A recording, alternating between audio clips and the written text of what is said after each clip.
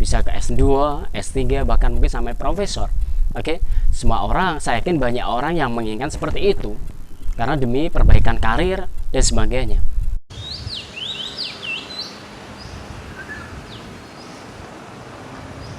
Well, assalamualaikum warahmatullahi wabarakatuh. Bertemu kembali dengan saya Alvin.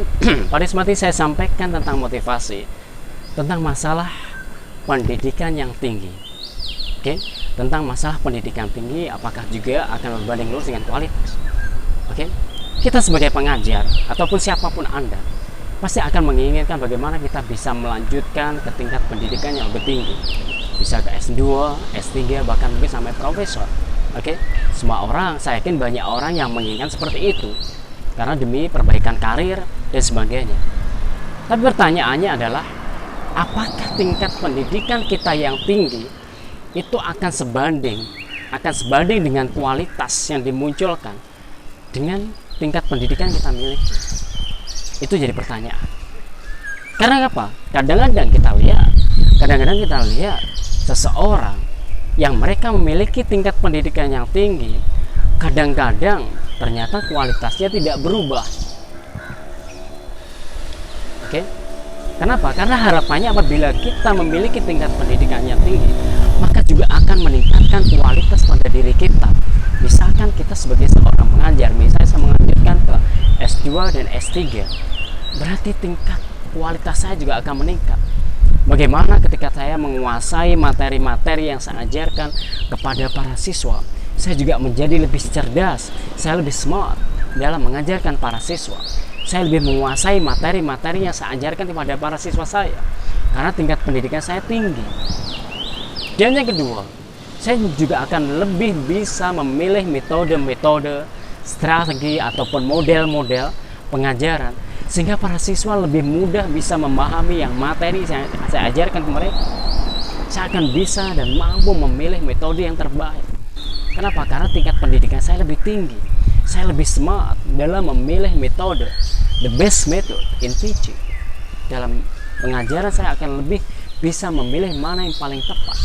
Jadi ada peningkatan kualitas. Dan demikian juga apabila pendidikan saya tinggi, saya juga akan meningkatkan kualitas saya, bagaimana tingkatan pedagogik saya. Ya, saya bisa lebih menguasai penguasaan terhadap para siswa. Saya lebih bisa mengenali mereka semuanya karena tingkat pendidikan saya tinggi. Dan yang terakhir, yang keempat, apabila kita memiliki tingkat pendidikan yang lebih tinggi, maka tunjukkan bahwa kita juga mampu membuat karya. Saya ulangi, apabila kita memiliki tingkat pendidikan yang lebih tinggi, maka tunjukkan bahwasanya kita juga bisa membuat karya yang bagus.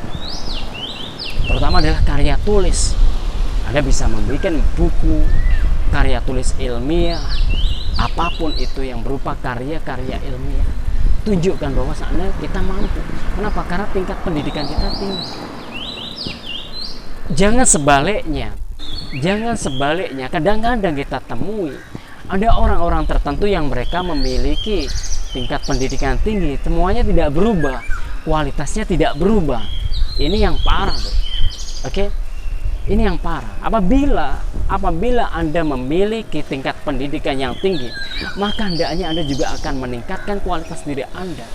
Anda juga harus mampu menguasai materi yang Anda ajarkan kepada para siswa. Bukannya malah bingung, ya, sudah pendidikan tinggi tapi tidak mampu menguasai materi yang Anda ajarkan sendiri. Ini parah. Dan yang lebih parah, dengan tingkat pendidikan yang tinggi malah nggak pernah mengajar. Oke, ini yang lebih parah lagi. Ya, tasnya hadir dan orangnya nggak ada. Ya, tasnya hadir dan orangnya nggak ada, siswanya jamnya kosong. Akhirnya siswanya kemana-mana. Tanya gurunya nggak ada, nggak jelas. Ini lebih parah lagi. Memang pendidikannya tinggi, mungkin sampai S2 dan S3, tapi ternyata mendolimi para siswa. Jam kosong dan para siswa tidak pernah mendapatkan pelajaran. Ini yang pertama. Dan yang kedua, hendaknya apabila Anda meningkatkan kualitas diri Anda, meningkatkan tingkat pendidikan Anda juga berusaha meningkatkan kualitas pada diri Anda. Oke, Anda juga harus berusaha, ya, Anda juga harus berusaha bagaimana bisa mentransfer ilmu yang baik kepada para siswa. Anda tentukan apa metode yang terbaik, apa strategi yang terbaik, model-model belajar yang baik, sehingga para siswa bisa menerima pelajaran Anda dengan baik, sehingga Anda bisa mentransfer ilmu dengan baik. Bukan siswanya malah bingung, ya, siswanya bingung karena Anda tidak mampu mengajar. Oke, Anda tidak mau mengajar dengan baik, akhirnya siswanya kebingungan. Dan ketika ada siswa bingung tanya, Anda marah-marah. Ini berarti, oke, berapa banyak kita lihat yang guru hobinya marah-marah. Oke, mungkin Anda juga yang biasa marah. Kalau marah-marah jadi pertanyaan, ada apa dengan Anda kalau marah-marah? Ini yang kedua. Yang ketiga, apabila Anda juga meningkatkan, ya, tingkat pendidikan Anda, berusaha Anda juga meningkatkan skill Anda, terutama ada masalah pedagogik. Bagaimana Anda mengenali para siswa Anda? Oke, bagaimana Anda mampu mengidentifikasi para siswa, ya, bagaimana teknik yang baik buat siswa-siswa tertentu, karena tidak sama, ya, karena antara siswa satu dengan lain mereka memiliki kelemahan dan kelebihan, dan kita harus paham itu. Dan yang keempat, seperti saya katakan tadi, apabila kita memiliki tingkat pendidikan yang tinggi, hendaknya kita ikuti dengan tingkat kualitas yang bagus. Tunjukkan Anda mampu membuat karya-karya. Misalkan Anda mampu membuat karya ilmiah, apapun itu bentuknya, mungkin karya ilmiah, atau mungkin masalah PTK, ataupun mungkin buku-buku. Seperti saya, alhamdulillah saya memiliki karya buku 14 buku. Ya mohon maaf, ya, bukan sombong, cuma sedikit pamer saja. Oke. Oke. Ya, ini tunjukkan, ya, apabila Anda memiliki tingkat pendidikan tinggi, tunjukkan Anda mampu membuat karya-karya tulis. Entah itu karya tulis ilmiah, PTK, atau buku. Jangan sebaliknya, ketika Anda memiliki tingkat pendidikannya tinggi tapi tidak ada perubahan pada kualitas Anda, tetap sama ketika Anda masuk menjadi pertama kali jadi seorang pengajar, sama saja. Apalah artinya Anda memiliki tingkat pendidikan yang tinggi apabila tidak ada peningkatan kualitas. Dan terutama masalah karya tulis ilmiah, ternyata Anda juga belum tentu mampu membuatnya. Ya mohon maaf, saya tidak meremehkan seperti itu. Maka hendaknya Anda tunjukkan, jangan sampai ketika Anda memiliki tingkat pendidikan tinggi ternyata Anda masih memasukkan karya tulis, Anda masih menjahitkan karya tulis kemana-mana. Terus untuk apa Anda memiliki tingkat pendidikan yang tinggi seperti ini, Anda memiliki S2, S3 sebagainya, Anda masih menjahitkan karya tulis? Jadi apa nanti para siswanya apabila diajar oleh gurunya yang pembohong seperti ini? Ini adalah kejahatan pendidikan, teman-teman semuanya. Oleh karena itu teman-teman semuanya, hendaknya apabila kita menjadi seorang mengajar, seorang pendidik, kita jujur.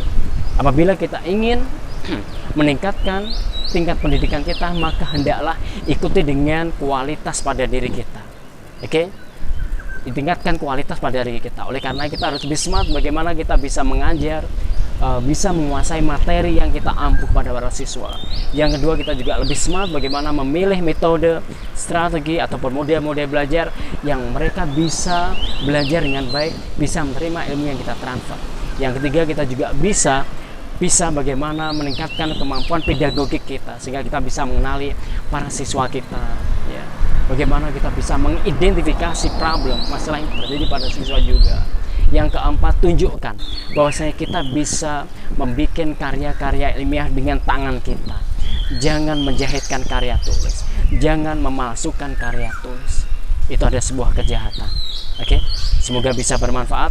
Semoga kita bisa menjadi guru-guru yang baik dan berkualitas, sebagaimana dengan kualitas tingkat pendidikan kita, sehingga negara bisa menjadi lebih baik, anak-anak bangsa menjadi lebih baik dan lebih sukses. Sampai ketemu dengan tutorial motivasi yang lain pada kesempatan mendatang. See you again. Assalamualaikum warahmatullahi wabarakatuh.